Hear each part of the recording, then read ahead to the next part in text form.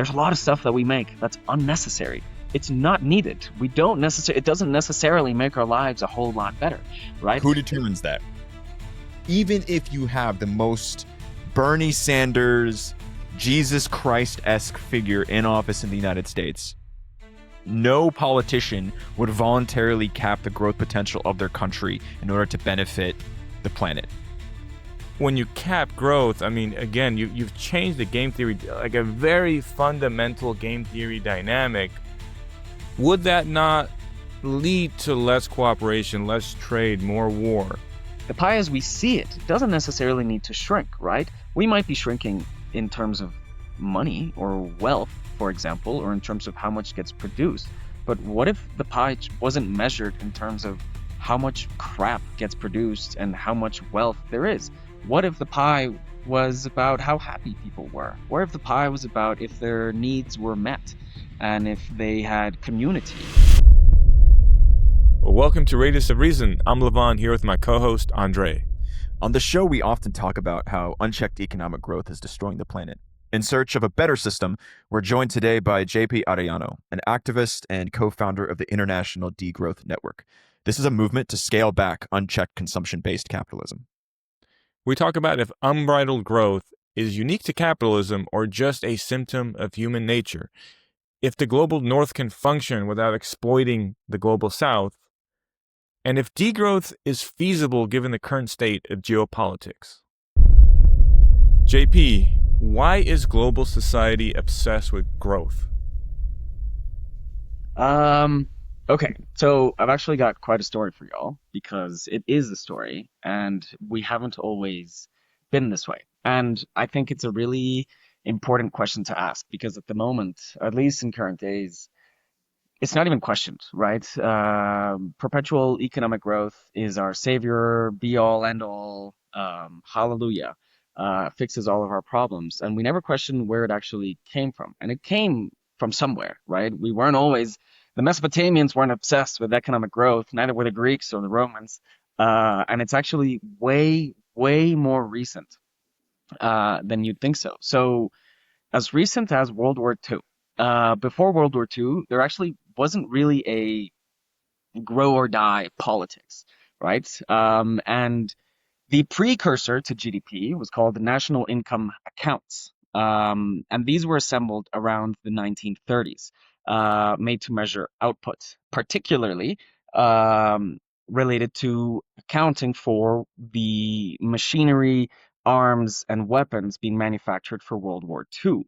And this was developed by this guy called Kuznets. And there's this famous quote of him warning Congress in 1934, saying that we got plenty of these quotes warning Congress that they absolutely ignore in posterity, but essentially telling them the welfare of a nation can scarcely be inferred from a measure of national income, right? But then since then, the metric has become the yardstick anyways to measure the prosperity of a nation. And so with this, full-on war planning mode, it really showed how states could really steer production and jobs at scale.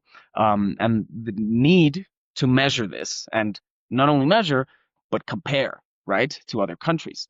And then after 1945, after the war was over, when the Bretton Woods institutions were built, the IMF and the World Bank, these were explicitly created to foster this reconstruction, right, of Europe and other parts of the world with the key of long-term growth, right, under this stable monetary order. And so the growth of your national production and consumption, it really became the only way to secure employment, tax revenues, and financing or loans, and in the end, geopolitical clout, right?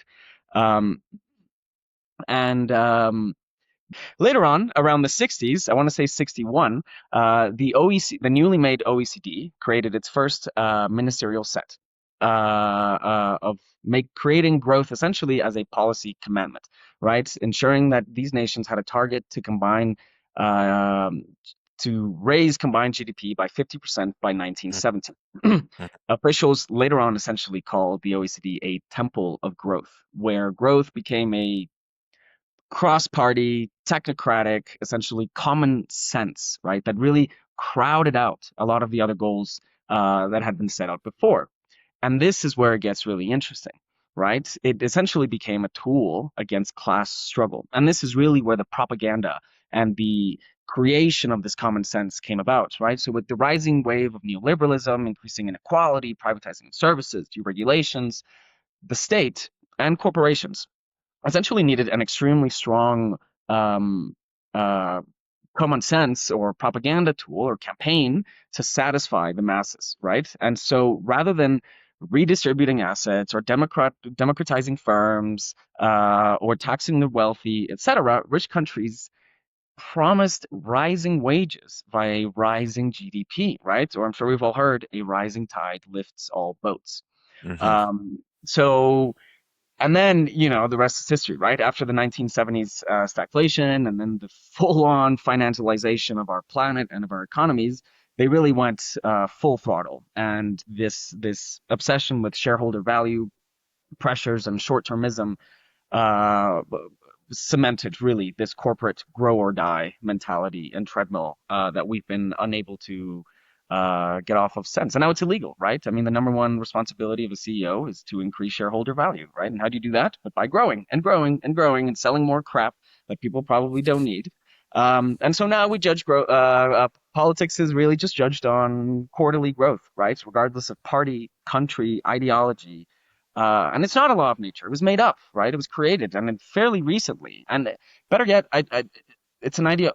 It's a dogma. Essentially, it is a dogma that we blindly follow, and it's supported by extremely embedded institutional design.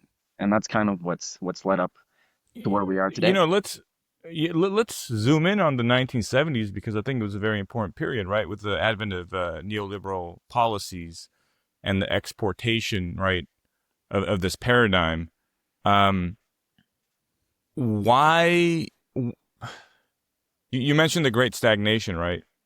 Um, tell us how exporting this idea to all these various nations in the global South was like how all those dynamics played together, right? Because you have to, when you stop growing at a certain rate at home, you kind of have to look elsewhere. So maybe kind of going to that a little bit. Yeah. Like this was not an accident, right? Like they didn't just, yeah. Essentially, something I've come to learn is that capitalism is guided by a logic, right? Of you need to take more from nature and labor than you give back. That's the only way capitalism works because we need to create surplus value, right? To reinvest and create more and more and more. And the only way to create surplus value is by taking more from nature and labor than you can give back. And this has, and I promise it's relevant. This has really fundamental consequences, right? How do you take more than you give back, right? You cheapen wages, right? You lengthen work days. You deregulate workplaces. You deregulate nature or remove safety standards or cleanup standards, environmental standards, et cetera, et cetera, et cetera, right? Essentially, you create worse conditions for your domestic population. And at some point, your domestic population can only take this to a certain amount, right?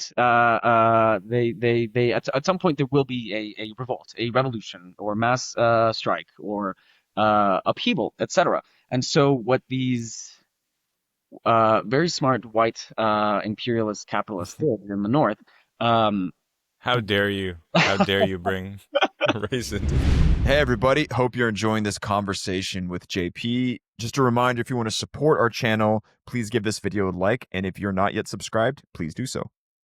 And of course, drop us a comment. Let us know what you think about degrowth.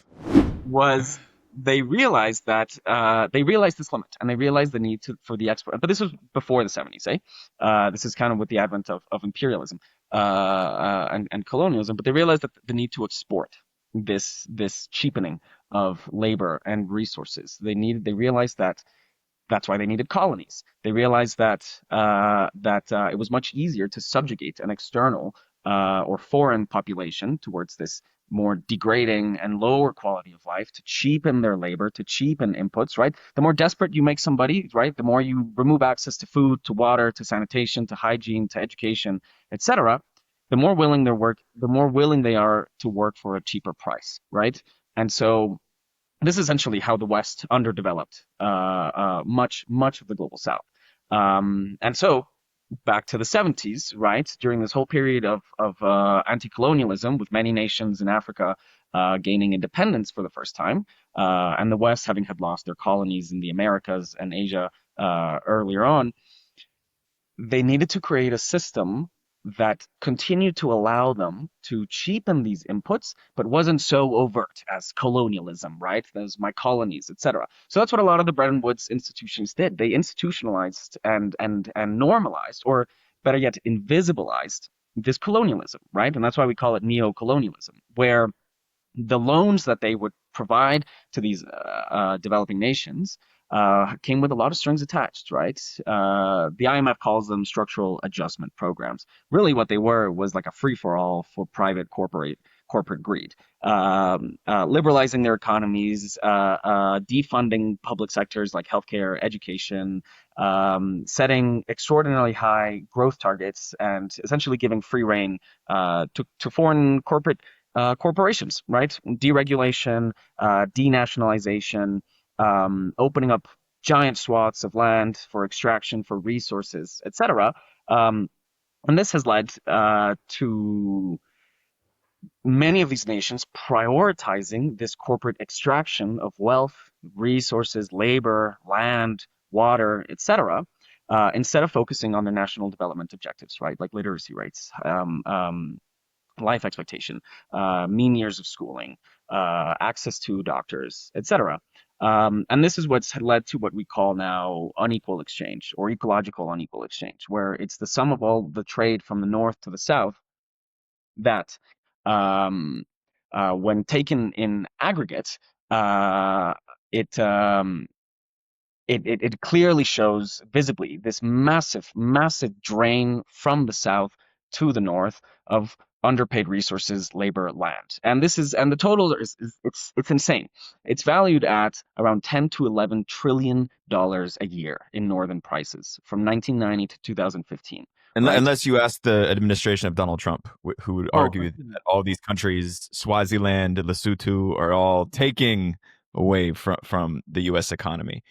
Um, Fair. I think all of that is a very valid argument. I think when it's laid out before you, it's hard not to acknowledge the fact that the growth, the explosive growth of, let's call it the global north, but for our respective audiences, North America, Europe, and whatnot, was that kind of growth was contingent on the economic subjugation of other regions, very much continuing some of the colonial legacies of the British Empire and Spanish Empire and whatnot. But sure, however, there's also this cognitive dissonance that comes into play because, without question, the three of us have benefited from this arrangement. We've been able to live a certain quality of life. We've been able to travel. We've been able to sit with fancy computers and recording equipment and spew our nonsense onto the internet. How do we reconcile our status with the fact that it's built upon these very unfair and, I'd say, quite destructive circumstances for the rest of the planet? Yeah, I think that touches upon a really important point, and I want to just touching upon the first bit you said, just to reemphasize this 10, 11 trillion dollars a year, about 250 trillion from 1990 to 2015, is about a quarter of northern GDP, right? So very much it's necessary for the growth of northern economies. But yes, Right. you're right. So no one is saying that capitalism hasn't brought, or growth, right, or whatever, hasn't brought some good to the planet, right? You can always argue for and against it, right? Who invented GPS or the internet or etc.? The public sector, the military, or even smartphones, right? It's not necessarily private innovation, right?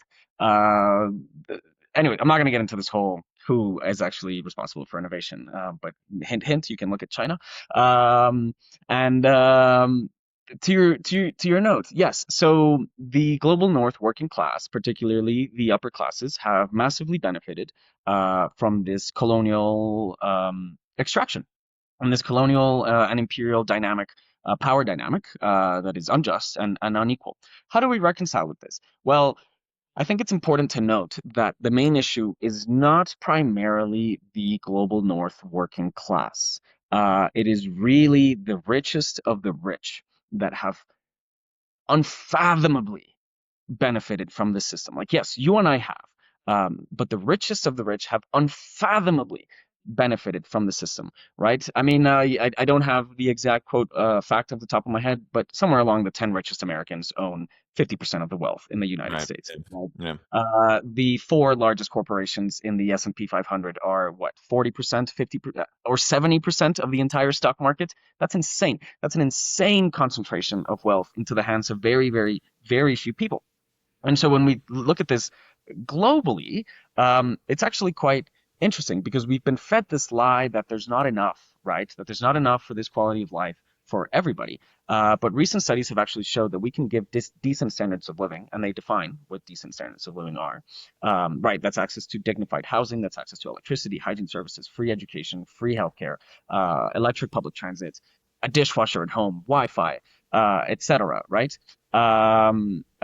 This is totally doable for the entire population of of planet Earth, of humans, using significantly less resources and significantly less energy than we do now. By significantly, I mean less than 50% of what we use now. So imagine halving our current environmental impact through energy and material use, and providing the entire world access to a decent standard of living, right? And this, I'm talking about this when we live in a place where there's this entire accumulation of wealth, yet there's still 700 million people without access to electricity, right? 1 in 5 children in the United Kingdom are hungry, right? In the United States, there are about 800,000 people without a home, right? When there's more homes that are vacant and not used, etc. So I see this a lot more as a redistribution problem that's been normalize that those who work very hard, they deserve everything that they've gotten, and everyone else who doesn't have that hasn't worked hard enough or was just unlucky. And that's just the way the game of life works. But I think this is a narrative that we need to um, contradict, that it really is a massive redistribution problem, rather than a only some can have it this good. And maybe further substantiate that with the ecological impact. That's, I mean, you kind of have alluded to that already. Maybe just really like set that tone for us. Like, what has been the ecological impact from? I mean, we know about climate change, but like, what? Maybe give us some numbers, give us some idea of like what's actually going on as a result of all this economic growth, which is obviously very much tied to the physical resources and pollution, etc. Are you sure you want to know? I have. We may have talked about it a few Yeah, times on this podcast. it's a but, you know, recurring theme, but yeah, cook. So it's bad, right? It's bad. It's not good. Oh, okay. Uh, That's in short, we're approaching very, very, very dangerous territory, right?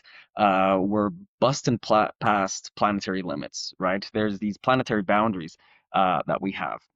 These quantified. I don't know if in the recording you can put up this little graph of the planetary boundaries, but there's these limits of the planet, these physical limits that have been quantified, most of them, and essentially these limits are necessary for the reproduction of life, not just human life, but ecosystems, marines, deserts, etc.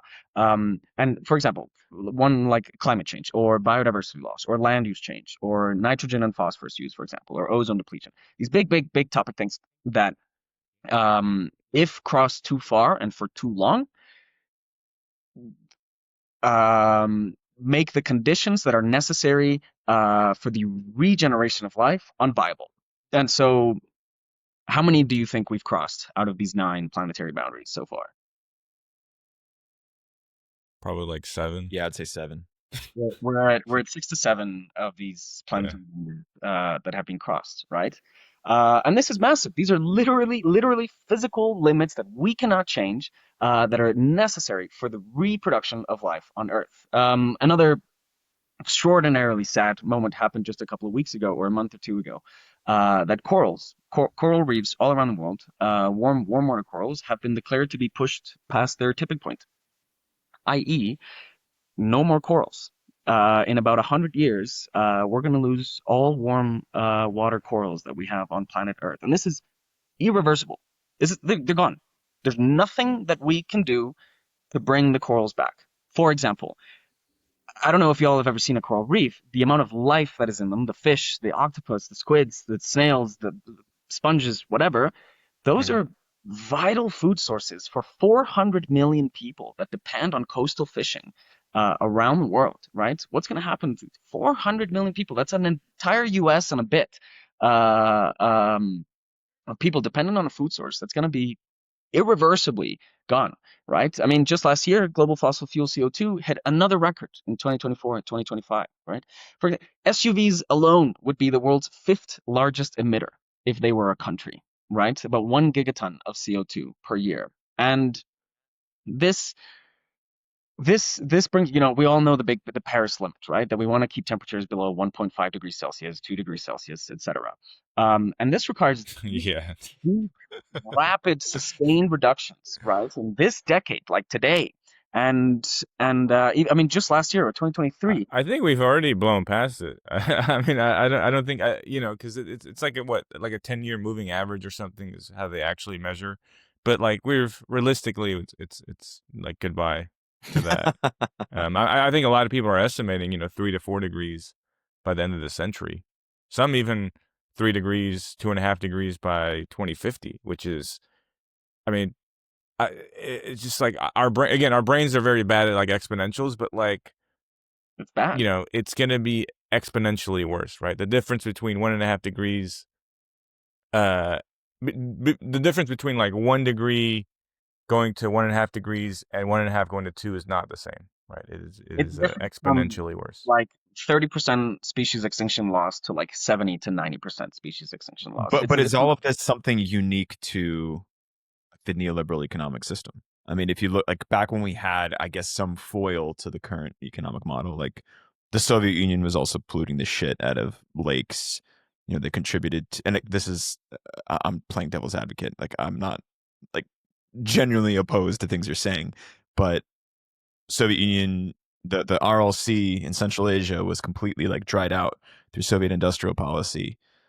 They constructed massive industrial projects. They clearly contributed to the environmental degradation of the planet.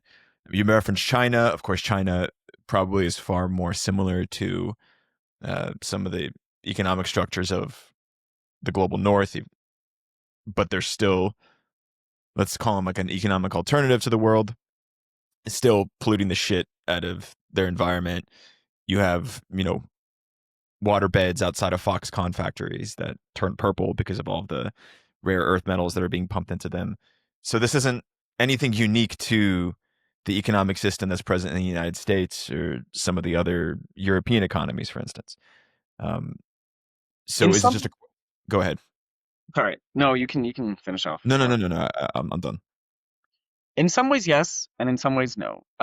So the examples you cite all depend on growth, right? So sometimes you can say, irrespective of what ideology is driving it, right? Relentless and unregulated economic growth will undoubtedly have ecological consequences. I mean, what does it mean to grow? It means to produce more, right? To produce and consume more. What does it mean to produce and consume more? It means to use more materials and more energy. What does it mean to use more materials and more energy? It means extraction. And this extraction has negative ecological consequences, So right? I think that's what I was getting at precisely. Is that so? Growth is the problem, but growth seems to be a state of nature with like intrinsic to human, right? Where we No, life have itself, it's not just human, right? Like, right. I mean, it's fundamentally what is life? It's like just trying to extract energy from the Right. outside and like use But it for I, your own but good. I, but I, Down to the mitochondria on like a cellular Right. level, right? But so it's can we agree that it is a facet of the human condition that we have to grow, and it's kind of our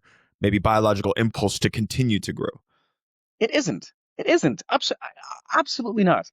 Can you think of any other species on the planet that is allowed to grow limitlessly? I can Well, give we're you the only one. ones that like came out of the trees and I can give sprouted you ants. So this, like, for everything is limited. For example, you have you can see the cycles of hares and foxes population, right? For example, you have rabbits that are the food source for foxes, and you have foxes that eat the rabbits, etc. Rabbits explode in population, and thus more foxes can eat them. So foxes then explode, and then rabbits go down because there's more foxes. But then there's less food for the foxes, so they go down in population. Less predators, more rabbits, more predators, da da da, and it goes up and down, up and down. It's the same with almost any other organism, right? There's a limit. There's a physical ecological limit to how much they can actually physically grow in terms of population or in terms of size, etc. The only example that I can think of that's unbridled growth and that's unwanted growth, cancer, right? Cancer is one of the only organisms that is relentlessly growing without limits until it kills its host. So at the end of the day, it has a limit, right? Are you equating humanity to cancer? Are we a cancer on this planet? Um, I think some could make the argument for that. I'd like to be a little bit more optimistic and a little bit more sympathetic to the human condition. I think we're a beautiful, wonderful miracle that's happened on this earth, and I think we have potential to do a lot of good. But this growth, But yeah, currently we're a cancer. Yes. but the growth obsession, and like I said, I don't think it's natural, and it's not something that's always happened throughout history. It's recent, this obsession with growth, right? We don't need to have ever growing economies, particularly when that growth is economic growth and not the growth of well-being, the growth of happiness, the growth of mental health, the growth of literacy rates, the growth of how intelligent and educated we are, etc. And I wanted to make a quick point on the ecological breakdown that we were talking about, because it really is it's baked into this profit-seeking motive. And so, whilst yes, growth, regardless of ideology, in terms of production and consumption, is can be harmful to the environment, it really has been exacerbated and pushed fully with capitalist neoliberalism. This obsession that we need to extract rent and profits has created an economy where it's the only logic that drives production and consumption, right? And this leads, like I had mentioned earlier, right, to worsening social conditions, so worsening material conditions for individuals and worsening ecological harm. And if we were able to transition to a society that didn't have this obsession on economic growth, um, we could be doing a lot better and still be having a lot of the things that we have now. And the tricky part with the current economic model is this thing that we call decoupling, right, or green growth, where green growth says that we can continue to grow our economies as long as we are reducing emissions or reducing material impact fast enough. So this is what we call decoupling, where economic growth happens, yet emissions can go down.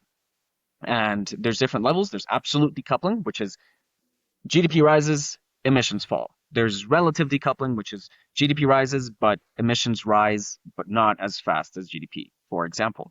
And absolute decoupling is possible. There's a lot of countries that have a rising GDP, yet are reducing their emissions, sometimes reducing material use, sometimes reducing water use, etc. And so this is what green growth, this is what capitalist or liberal green growth is promising us Can that we can can you can continue. you get a little bit more specific on some of the economies that are doing this, like examples of countries that have Yeah, successfully? Mexico, the United States, Sweden, Norway, France, Germany, Estonia, Chile. I want to say maybe even Turkey, etc. Quite a few nations that have um, GDP that's increasing and emissions that are either increasing slower or decreasing, for example. So it's very possible. The important point is the rate at which this is happening, right? The IPCC tells us that to stay within a livable Earth, we need like deep, rapid, sustained reductions, like 7% of emissions per year. Um, this is not So happening. have emissions decreased because the way I'd seen the U.S.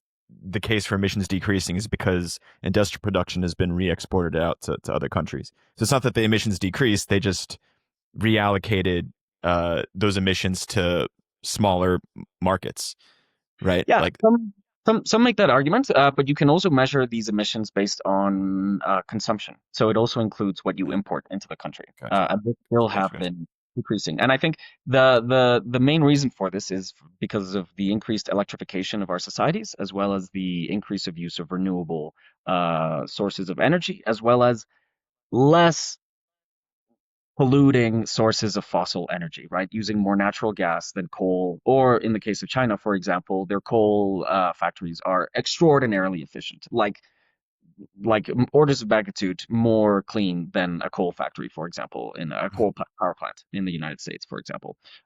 So shifting to lower polluting sources of energy has allowed nations to reduce emissions overall and continue to grow their GDP.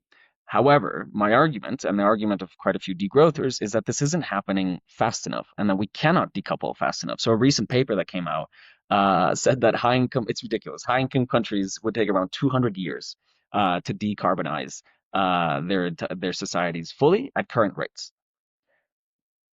You mentioned 10 years before, Vaughn. Doesn't sound like we have 200 years for these societies to fully decarbonize, right? Yeah, and that's, I mean, to go back to the discussion you and Andre were having earlier about, you know, what is special about the growth that we're seeing more recently, given the economic kind of paradigm that we're in. Well, it's the rate of growth that is demanded that is the problem, right? Like, yes, like we're going to grow unless you're for like killing a ton of people and like limiting the population like artificially. Like humans are kind of going to grow naturally, and we have to figure out a way to live on this planet with some amount of growth that again a species might normally have. But when the economic incentives demand that there's a certain amount of growth and it's exponentially increasing, right? 2-3% a year globally. I mean, it's an exponential curve. So you have to satisfy that for the economic system to not collapse now, because if it collapses, then you have, you know, potentially billions of people dying, right? So you're handicapping yourself because now we're up against these ecological limits, and we have only so much time to address them, but we have to continue growing while we try to address them, which is obviously counter to that goal of trying to live within the ecological limits. But yeah, I think it's really important to make that distinction where it's not just growth; it's the paradigm itself demands a level of growth that simply may not a frequency of growth, an acceleration of growth that may not give us enough time to properly adapt, right? Like humans are very ingenious, right? We can innovate, and we might be able to, like, given enough time, we might actually be able to innovate our way out of these things. But that might be 200 years, that might be 500 years, that might be 2,000 years. We don't have that time. And I think that's an important qualification that often gets missed in these arguments. They're like, oh, humans will just innovate our way out of, you know, whatever, growth. We'll grow our way out of the problem, right? But yeah. I think there's also at times I struggle with the idea of degrowth also turning into just another wave of neocolonialism, where the select few countries that have enjoyed the fruits of global economic activity, that have benefited the most, that have produced, for lack of a better word, like a middle class that's able to live a certain quality of life, embrace full like white collar finance capitalism, and then all of a sudden those same countries turn on an axis and say, yeah, you know, actually we need to start reducing growth. And again, limited, like we've enjoyed all of these benefits of the exploitative economic system. The global south has been struggling. And then it's like, yeah, well, instead of getting your place in the sun, now you got to start abiding by these more restrictive like growth parameters or whatnot. There's like a level of irony to it at times, I think, if you take away the existential doom that hovers over limitless growth and the prescriptions for that. Yeah, and I think you both make good points. Right now, we do depend on this on growth. Without economic growth, we fall into a crisis. We depend on this. Our economies need it at the moment because of how these institutions have been designed to revolve around this dogma. Um, at the same time, Andre, I want to touch upon because we haven't exactly defined degrowth just yet. Yeah. Yes. Um, Yes. um, so maybe just briefly, degrowth entails the reduction, and this is like a very just like simple academic like definition, right? But the reduction of consumption and production in high income nations with the aim of increasing equality, well-being for all, not just humans, and in the spirit of justice, right? Taking into account historical and ideological wrongs that have taken in this space. And so, with that definition, um, and I mentioned high income countries on purpose because of what you mentioned, right? And I think that's one of the main misconceptions that degrowth gets, that we want to reduce everything. Less cars, less hospitals, less schools, less roads, less fast food, less but and everybody, not just the rich countries, but the poor countries too, less and less, etc. Whereas many of these countries have been um, um, deprived of the necessary resources and wealth to achieve their national development objectives, right? As we mentioned, there are 700 million people that still don't have access to electricity. Um, the point is that degrowth is specifically targeted against harmful industries and wealthier individuals, those who have crossed or used more than their fair share of what's around, right? So if we think of the whole world as a big cake, etc., there are people who have had way more than they should have eaten of this cake, and there's folks that have had one crumb, maybe even less, right? And so degrowth actually is in favor of uh, um, redistributing a lot of this wealth such that nations that have been historically subjected to colonialist and imperialist dynamics that have been systematically underdeveloped can have more wealth available for them to increase, to pursue their national development objectives, to redirect productive capacity to what's meaningful in their economies and in their nations, whether it's healthcare, public transit, education, etc. And so in the North, in these rich countries, it really is about downscaling harmful and unnecessary forms of production. So there's a lot of stuff that we make that's unnecessary. It's not needed. We don't necessarily, it doesn't necessarily make our lives a whole lot better, right? Who determines that? Who determines what is not necessary for? Super fair question. Super fair question. And I think I'm just going to give you a couple of examples that are pretty basic, pretty simple, right? SUVs, private jets, giant yachts, Okay, fair cruise point. ships, right? Fossil fuels, industrial meat, fast fashion, etc. Right? These are things that I think most of us can agree that they aren't really necessary. You can get around in a little car just as well as you could in a pickup truck. And I can assure you that the overwhelming majority of Americans who have a pickup truck aren't driving around carrying plywood and giant barrels of whatever cement and things just because it looks cool and it's what we've been I social. mean, the Midwest is still the Midwest. Let's not totally discount plywood. It's No, I'm saying the majority, right? And you can also have much smaller trucks that are also, for example, electrified that can pull around whatever you might need to pull around. It doesn't need to be the giant Ford F-150, whatever they're called. Um, so hold on. I just find this fascinating because it's like, we're not trying to degrow just for the hell of it, right? We're just like, you know what? We want to make everyone miserable. We don't want you to have a big truck. We hate the fact that you drive this big truck around with balls hanging out. That the balls on the back. that's like three we trucks. That we you fucking you we hate you. So we want you to drive like a smart car around everywhere. Like it's the reason this is being suggested is because there's actual planetary limits, right? There's a very important reason we're undermining the entire basis of life itself on this planet.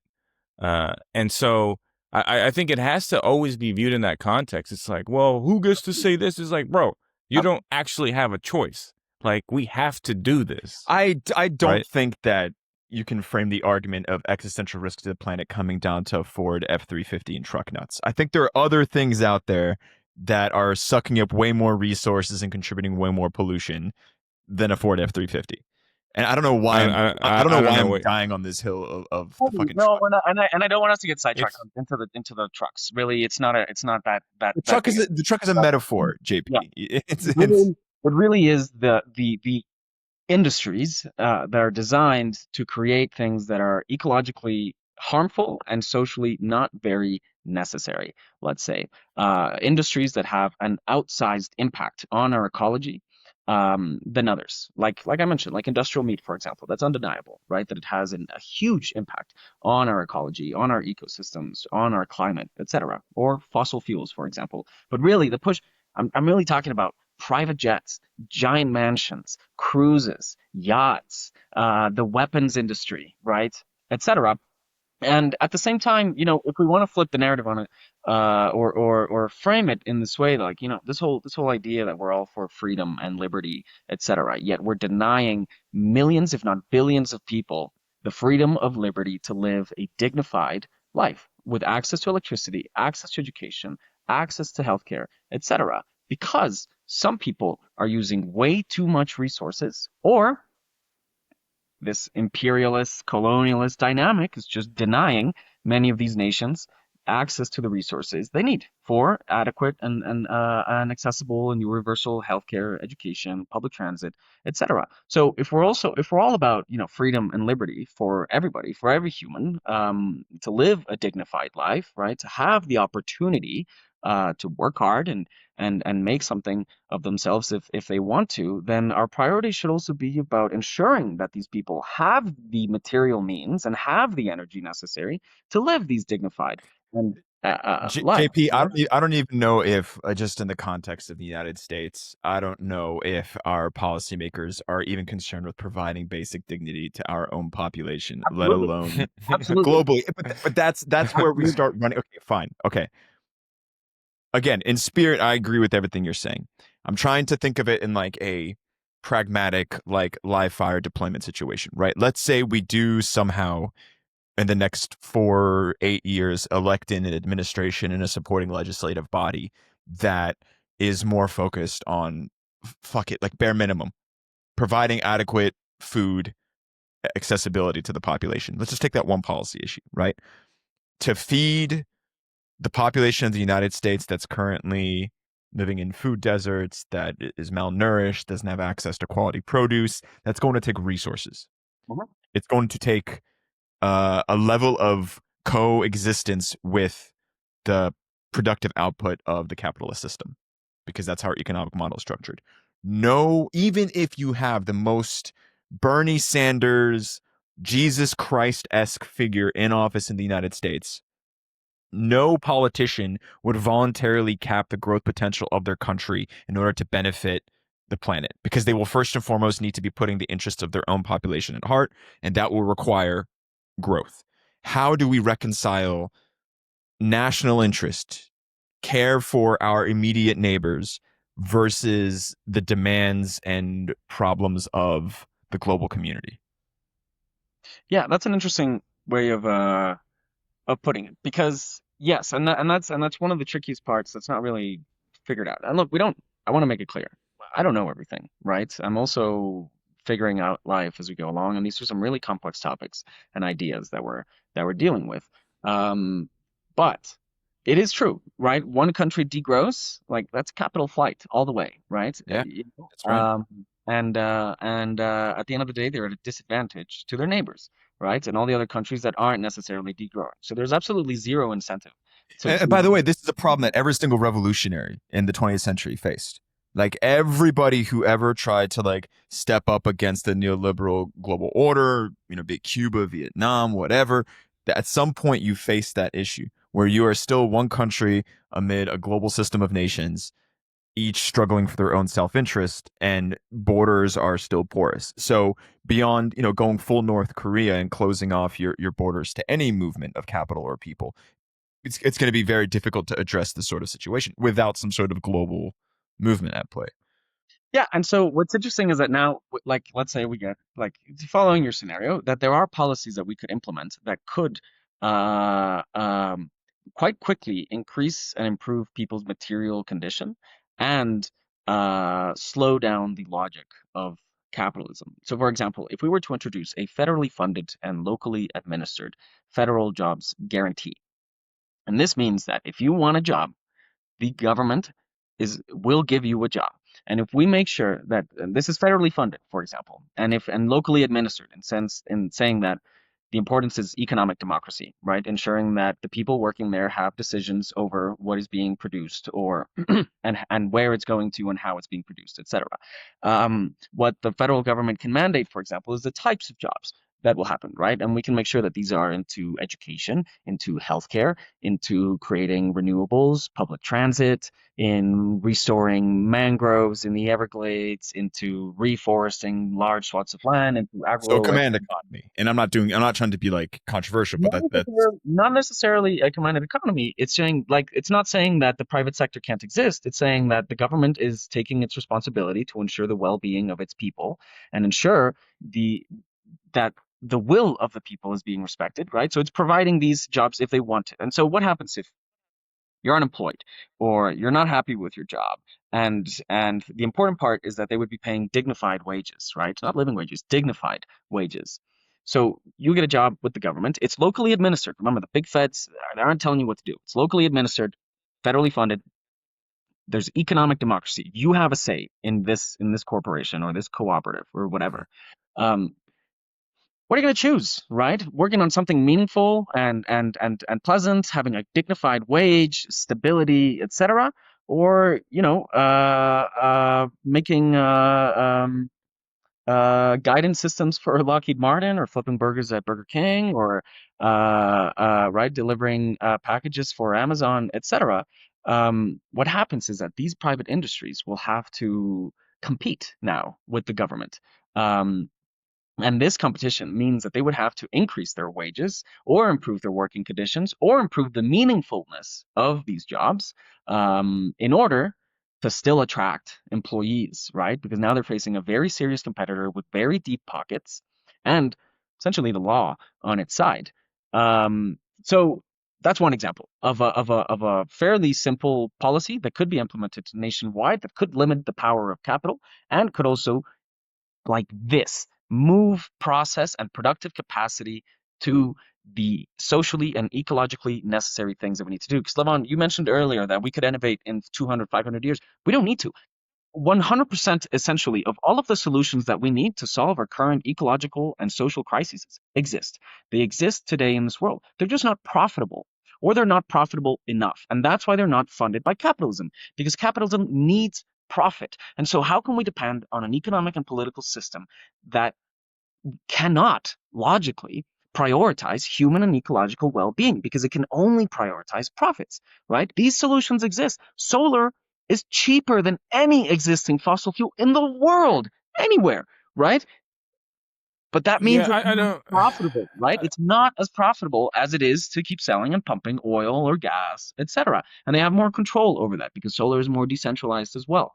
And then yeah, and another you're one. not 100% wrong about that. Yeah, but like And just a quick other point on another very impactful and fairly simple policy that again can limit the power of capital is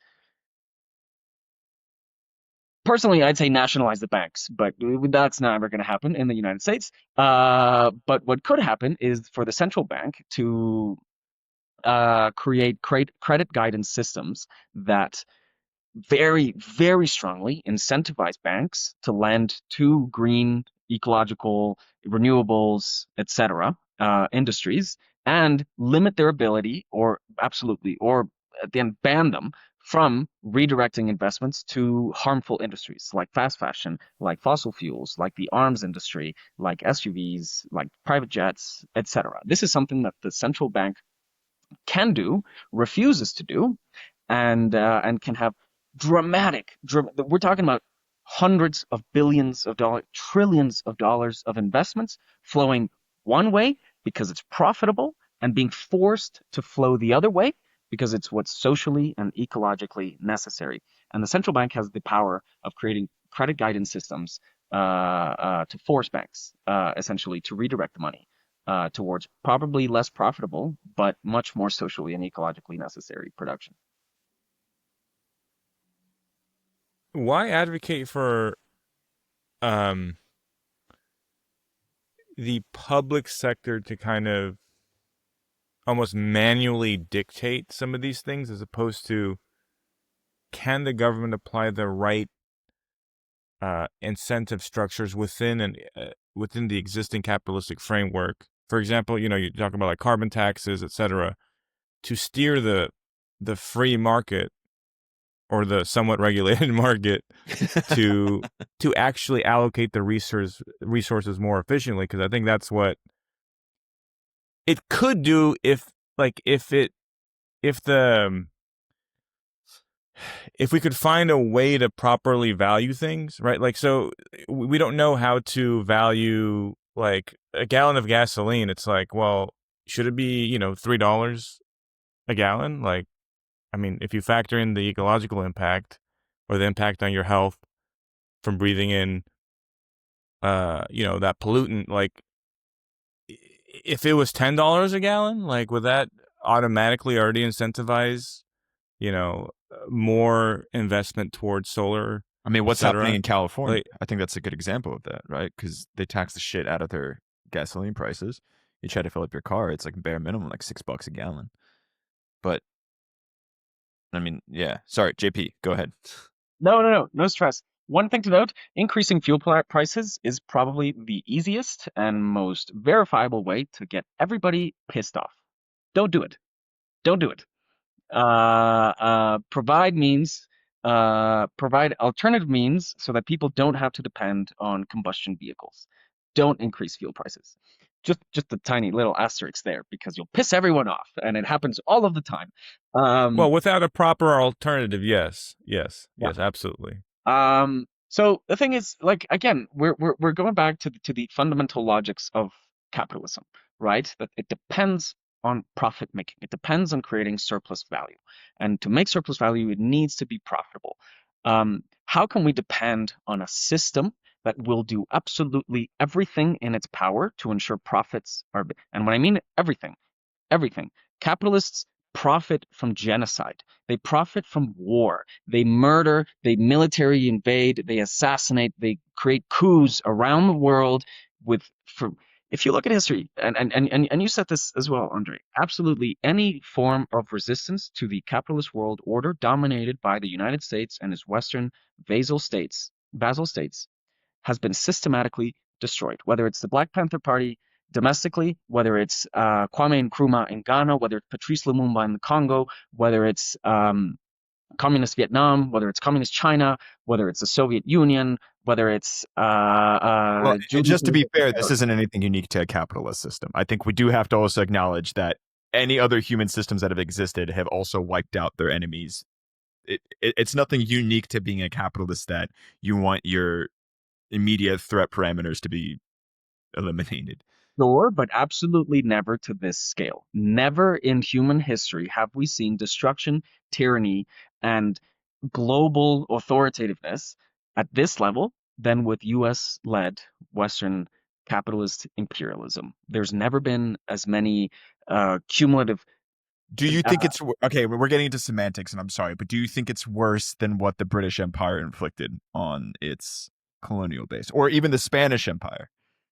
do I think it's worse? I think it's very much comparable. I think many could make the argument that yes, the US led empire is the worst empire in terms of in terms of tyranny and in terms of harm done to the world and people than any other empire in history. In my opinion, and in others' opinion. But I don't want us to get down this track of empire, etc. I was just pointing this out as an example of capitalism's power to circumvent absolutely any moral or legal obligation to get what it wants. And so with any kind of regulation, and we've seen this throughout history, right? They will go above and beyond to find a loophole, to lawyer up, to sue the government, to buy the politician, to get enough votes, etc., to either reverse that regulation or limit its impact or give it an exemption, etc. And I think that, as you mentioned, we live in a time that's dire, right? We're in an emergency. It's a crisis that we're facing. So how can we depend on a system that's logic does not allow it to solve this problem? First of all, and definitely not anywhere near fast enough than what we need to do. And a federal public jobs guarantee or a credit guidance system isn't like, full blown communism or anything like that. We're not nationalizing the banks. We're not nationalizing industries. We're not sending the National Guard to cities to make sure that people do what we say, etc. What we're saying is that we are heavily incentivizing banks to invest in things that are socially and ecologically necessary, and we're solving unemployment. That's which is key, because not only has capitalism absolutely underdeveloped and deprived the global majority from the resources necessary for a dignified life, it has also deprived and systematically oppressed its own domestic working class population, right? You're not wrong about that. Yeah. And any so-called eco-socialist or degrowther or etc. must prioritize the material conditions of the people in that nation, right? And so providing a living wage and a federal job guarantee can dramatically increase the economic democracy that is inexistent in capitalism. There is no democracy when it comes to the economy. You vote once every 4 years, maybe every two, and whoopee, that's it. That's your democracy. But when it comes to the workplace, you get to decide what gets produced, how it gets produced, for whom, how much gets produced, etc. That's inexistent. There is no democracy in the economy in the United States. It is the people with money and wealth and the corporations that decide what, how, when, for whom, etc. And so, if we were able to increase economic democracy with this federal jobs guarantee program, for example, provide these living wages, dramatically improve people's material conditions, solve unemployment, I mean, literally that's all that Republicans and Democrats like complain about in terms of the population, not the parties, right? And so you would absolutely get the backing of the vast majority of the population, because they can see the impact. They can feel it. They can see their material conditions improving, and then I think would be much more amenable towards a more radical global sense of like reparations, right? Or systematic capping of resource use or emissions that slowly goes down over time once their material conditions are met. But if their material conditions are not met, they don't care. Nobody cares about the ecology. Nobody cares about the environment, and that's fair.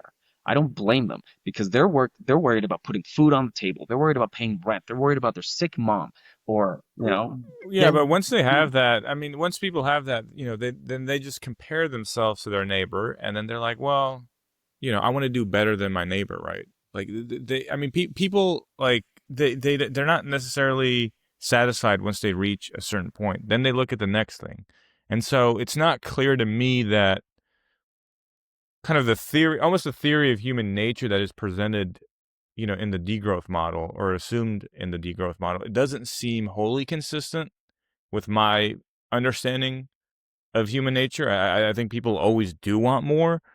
I mean, and yeah, then wanting also, more collapsed the Soviet Union, essentially, right? You had jobs, you had healthcare, you had education, but the system still imploded because they saw other countries with Levi's blue jean denim, right? Like, people yeah, want and more. it goes back to the, if you degrow, then you might be outcompeted by people that aren't degrowing, and they have no limits to, whatever they're doing.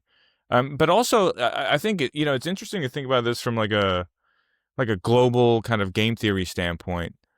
One of the, I would say, the positives of growth has been that you change the game theory dynamics to a positive sum game, right?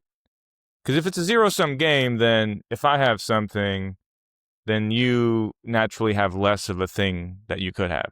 So once you change it to a positive sum game, all of a sudden cooperation is a lot easier, and someone could make the case that, well, we are living in, the most, relatively speaking, like the most peaceful time since, I don't know, maybe even before the agricultural revolution. I mean, so granted, we've had some world wars, we still have some wars, and that peace is obtained through exploiting the global South in unimaginable ways. So maybe I'm undoing what I'm saying here as I speak it. But I mean, what would you say about that? I mean, like, I do think there's something true about, if the pie is growing, everyone's still kind of satisfied, right? And I mean, you kind of made that point earlier as you were talking about growth. So when you cap growth, I mean, again, you've changed the game theory, like a very fundamental game theory dynamic. Would that not lead to less cooperation, less trade, more war? Even though we already have some of that, for growth reasons as well, where the reasons for the reasons to cooperate. God, I'm getting lost here. I'm happy to jump in. Yeah, well, I was just gonna say, like when you change that game theory dynamic from non-zero sum to zero sum, yes, you still have some incentives for profit and growth, and that leads to some amount of war, etc. But when you go from a non-zero sum to a zero sum game, the desire for war and all that to get the resources that are limited now outweighs all the damage that would have been done otherwise. I don't know. I'm actually quite glad you brought this up because I don't think this gets talked about enough because I actually think it's a bit of the opposite. Um, don't want to be devil's advocate here, but for example, we can say that the United States is one of the most like capitalist driven countries, right? In recent memory. Um, it is the only country with over 900 military bases on this planet, right? Valid. Yeah. It is the country that has almost single-handedly, of course, with the support of their vassal states in NATO, um, absolutely destroyed Libya, Afghanistan, Iraq, attacked Somalia, Iran, now is planning on trying to invade Nigeria, has Don't forget allowed Venezuela. We're gonna invade Venezuela too. was just getting there, right? But why, right? And if it was zero sum, right, or if it was all positive sum, etc., right, they wouldn't need to be stealing resources from these countries, right? That's the reason of the war in the Middle East because they wanted the oil. The reason they want to attack Venezuela is because one, they're producing a threat towards the global capitalist system. Two, because they have the largest reserves of oil in the world, right? Nigeria has a huge reserve of oil as well. Well, JP, the point though there is the fact that they're still doing this under a positive sum game theory dynamic just underscores the fact that it would be so much worse if you take that positive sum dynamic out. So I don't necessarily disagree, but what I'm saying is that it's not, they don't view it as positive sum. They view it as zero sum. That's why they have to go into other countries and steal their resources because they know that they need it and they will need to deprive others from it. They know that they need to take Venezuela's oil. They needed to take Iran's and Iraq's oil. They needed to take Afghanistan's resources and gold, etc.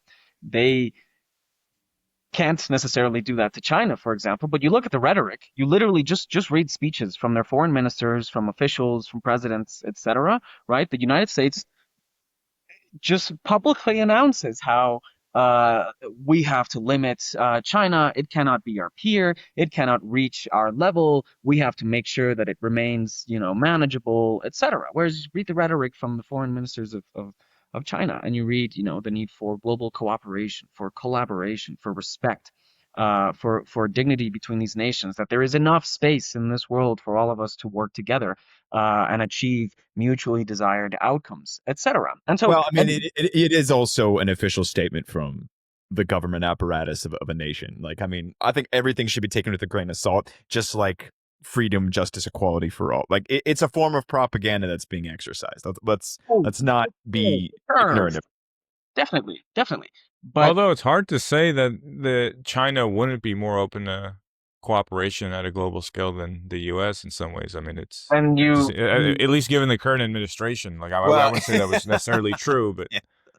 I honestly don't think it matters on the administration, right? Both Republicans and Democrats are warmongers. Most of them deserve to Two be in parties, one government. jacket. Yeah, yeah.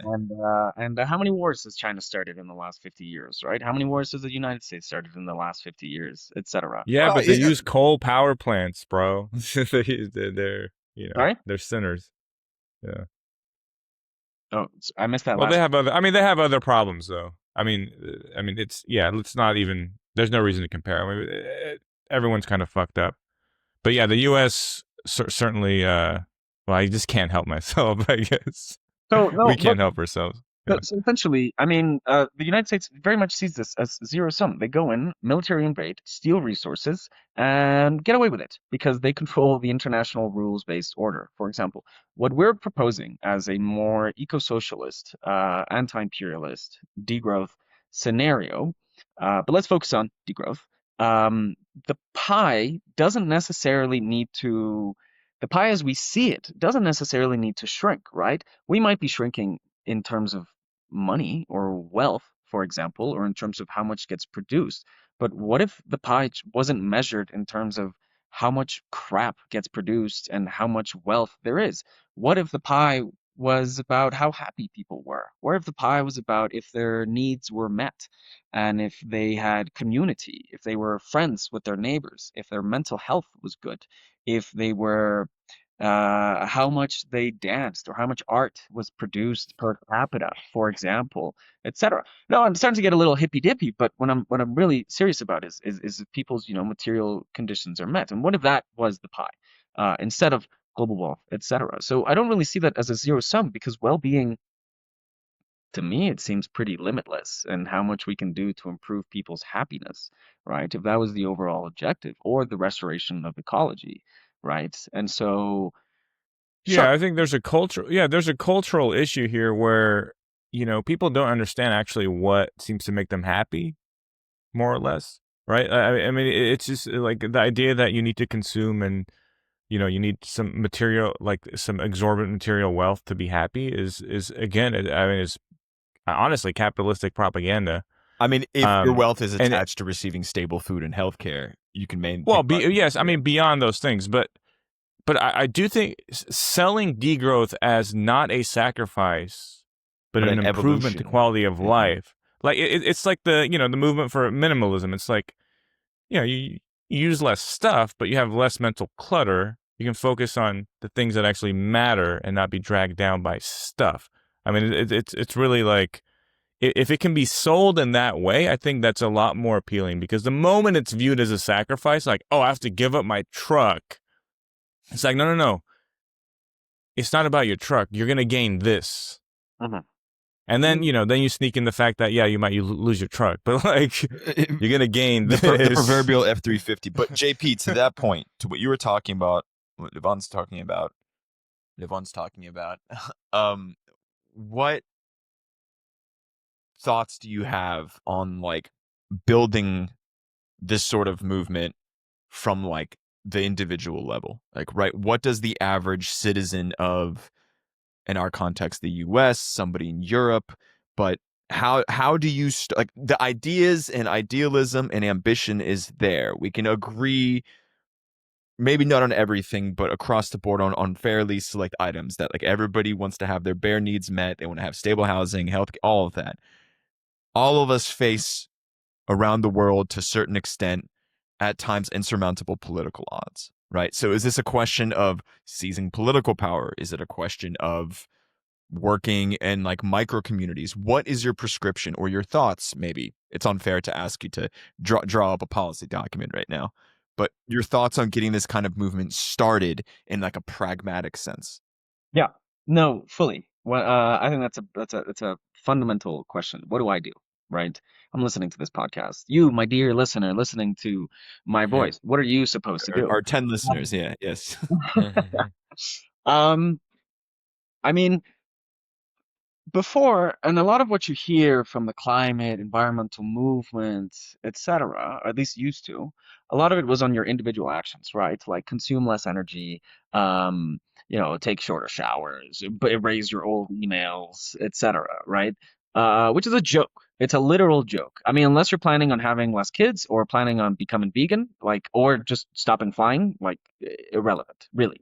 In the short term, understanding global scale of the crisis, etc. Right? Um, what I would tell people that is most fundamentally necessary is democracy, right? And that's a huge thing that degrowth is pushing for. As I've explained before, we don't exist. There is no democracy in the Western liberal system. There is no democracy. You get to vote for some guy every 4 years, but they're the same. I mean, ish. I know that recently things are a bit intense, and a lot of people are suffering more than in the last administration, and I don't want to deny the validity of that. But in terms of a global capitalist imperialist order, it really is the same for the global majority. And so what we need to do is organize around democracy, organize around workplace democracy. It does not exist. And we need people to move towards organizing towards a mass-based political party that is responsive to the genuine needs of the people and is democratic. The Democratic Party and the Republican Party are not democratic. The amount of insider play-in and donors and machinations and influence of corporations is, I mean, this is a fact. Everybody knows this. Listen to Sheldon Whitehouse and you can get a clearer picture all the way up to the Supreme Court. But if people were to start organizing their communities, raising awareness about these issues, raising awareness about the true cause of these issues, that their material deprivation primarily comes because, one, it's not profitable for the capitalists, or wealth is being hoarded, right? And because economic democracy doesn't exist. So if people were to start organizing around these issues and genuinely start demanding that their material needs be met, not only their basic needs, their dignified needs be met, I think that we could see the beginning of a potential mass-based political party in the United States, not beholden to corporate interests, that is truly of the people, and works for the people. It's not easy. Don't get me wrong. It's much easier spoken than said. But that I see as the only, really, as the only potential playbook for the world. The So entire world.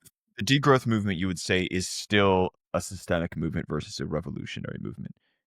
You're not trying to usurp the conditions of power. You're trying to maintain or play within the rules as they're written. Maybe that the rules that aren't being abided by everybody, but this is still, we're not advocating for global revolution. We're advocating for systemic change. Depends who you ask. I have different answers for different audiences. I'm not this audience. I'm Uh, almost offended that we're not the audience that gets the revolutionary treatment. Like that's um, you got to be careful, right? And I don't speak for the movement. And fair, some valid. people, and the existence of a degrowth movement is also like debated, and it's very, not everybody agrees. Some are eco-socialists, some are more eco-anarchists. Depends. Some are pro-armed liberation movements, some are more reformist. It depends, right? I think what would the most probably the most pragmatic pathway for the United States or the global North is to seize state power, but through mass-based organizing of a political party. And if that doesn't work, then a coup, because we're running out of time, and we genuinely need to redirect massive amounts of productive capacity that is impossible to do without state authority. At this moment, in my opinion, many would say that this, will continue to perpetuate these state capitalist authoritative dynamics, etc.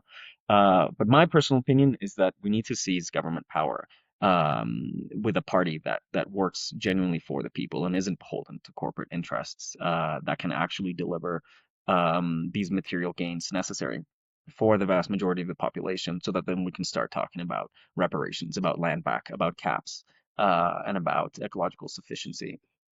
Yeah, but we run into the problem that was mentioned earlier, though.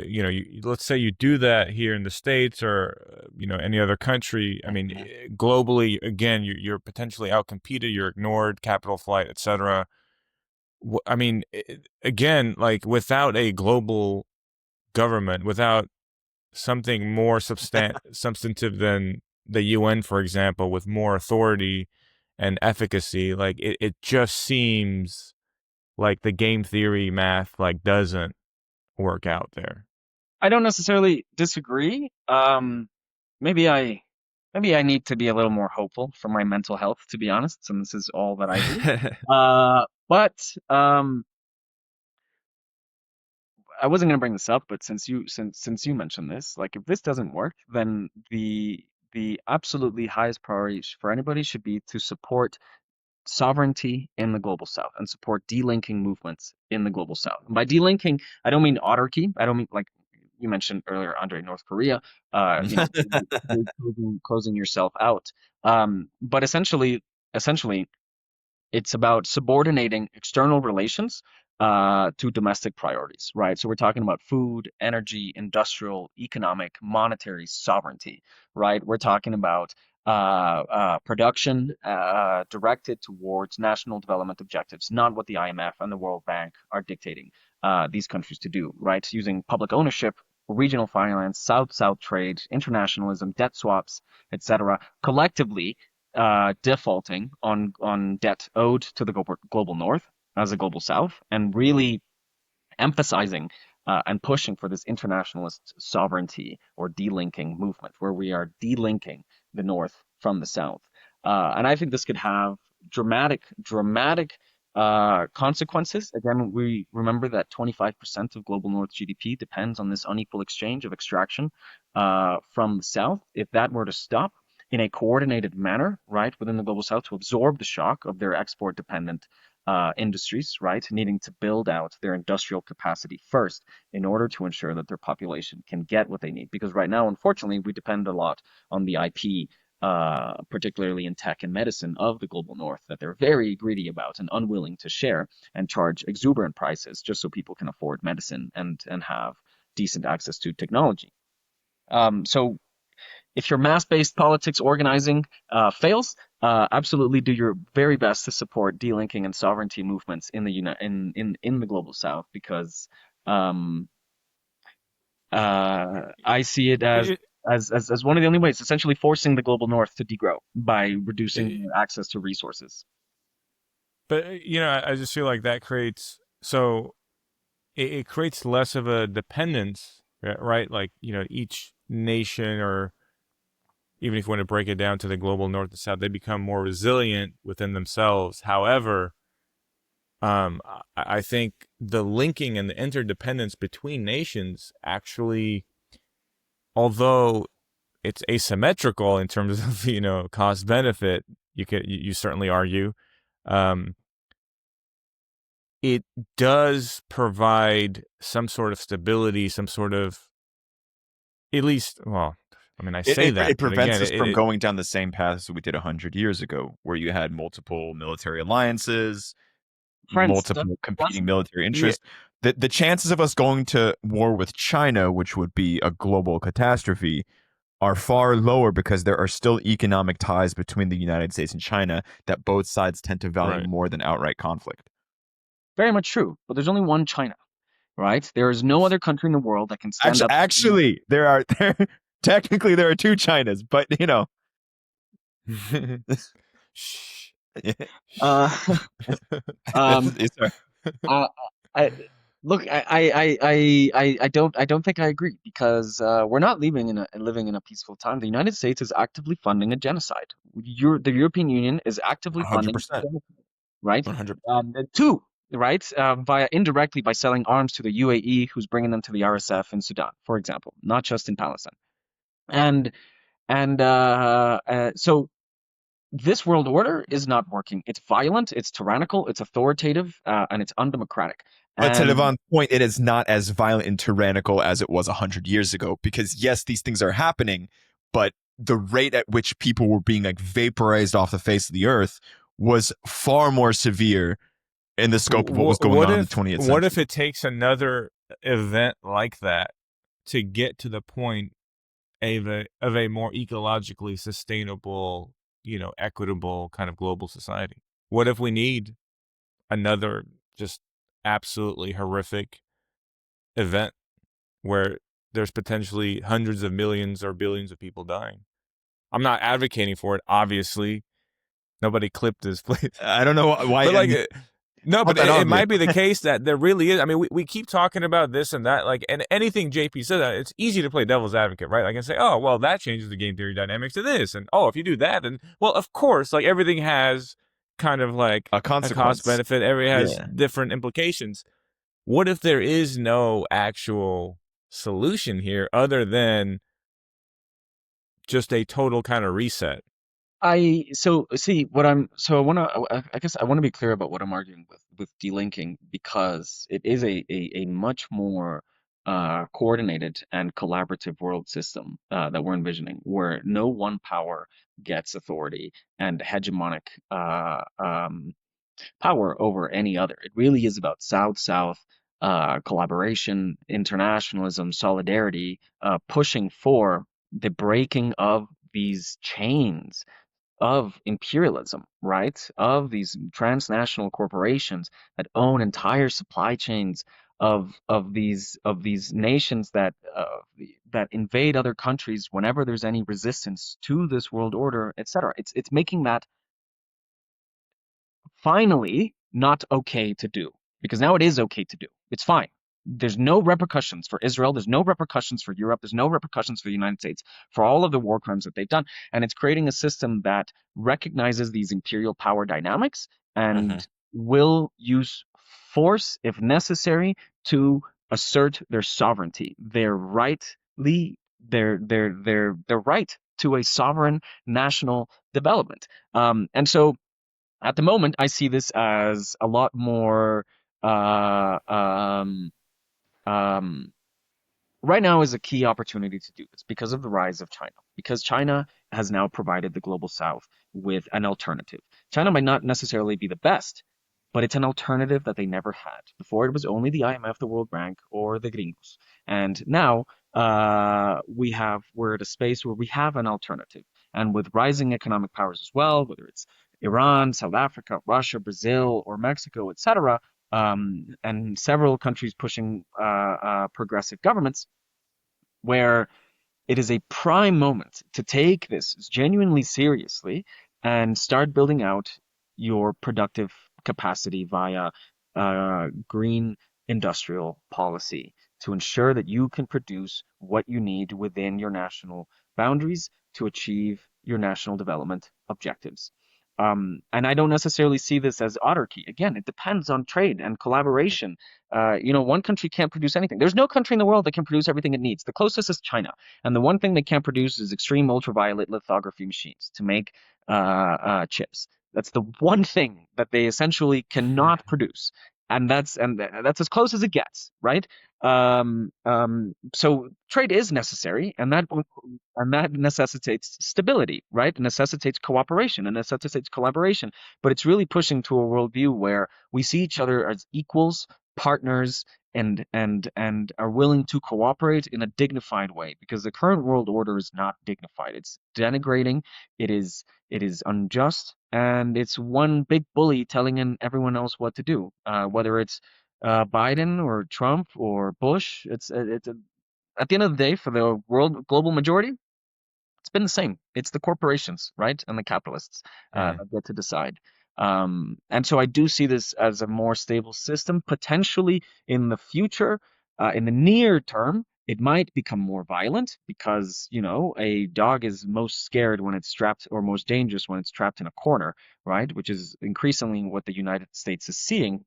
But if this movement or is able to get the backing of China or other armed nuclear powers as a deterrence, then I think it's quite possible that that it doesn't have to be a violent revolutionary movement, but a controlled and planned transition towards a more um, equal and just world that values sovereignty as much as it values democracy.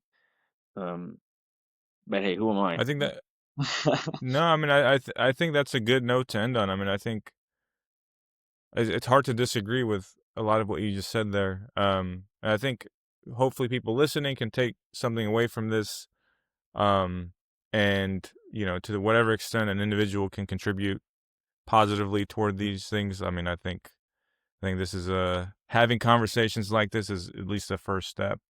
So we, of course, very much appreciate you coming on. If people want to find more of your work, where can they go? Yeah, thanks, and thank you both for the opportunity. This has actually been a lot of fun. And nice to practice my English after being in Mexico for so long. So We practice our English too, and we live in an English-speaking country, so it's no, but it's also good food for the brain to think about these things. Um, Anyways, if people wanted to find a little bit more about the kind of work that we do, or want to read up a little bit more about some of the topics that I mentioned, there are two websites that I would very much recommend.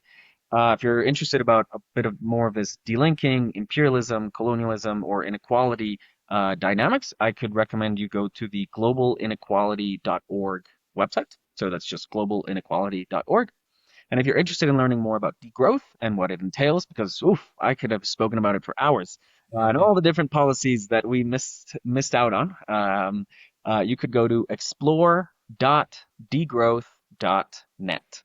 And that's a website that I actually made for my thesis a couple years back, for my master's, that tries to, it's an educational resource about degrowth.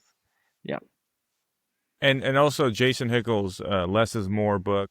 That's actually how I got in touch with JP originally, is having read that book and reaching out to Jason. A really fantastic summary, a fantastic takedown of capitalism. Mhm. Brutal. I mean, it was just savage what he did to scathing. capitalism. Yeah. But yeah, I highly recommend people read that book and check that out as well. But yeah, we'll put all those links in the show notes. Yeah, and Uh, that global inequality project was something that one of the first projects I worked with Jason on.